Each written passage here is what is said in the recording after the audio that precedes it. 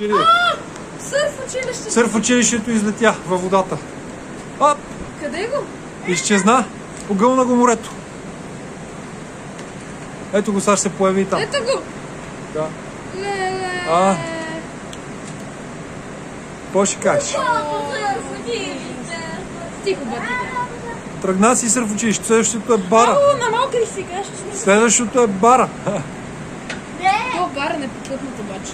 Кай до къде ще стигне сега. Това е много яко покъпнат. А онова там? Как не ще е излетява? Еми той на камените. Ето го сърф училището.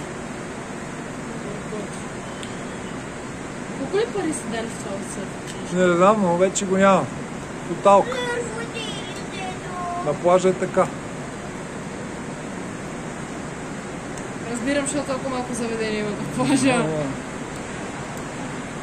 Аз не разбирам защо всички искат да ходят на плаж. Защото е яко.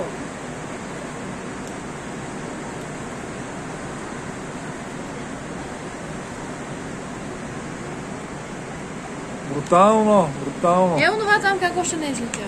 Бялото. Това е отзаде от басейна, където стояхме. Какво? Да, това са на басейна, имаше едни шатрички за лежане. Това от нашия хотел ли? Да, от другата страна. Аз лежах на това. То най-вероятно. Също. Ле-ле-ле.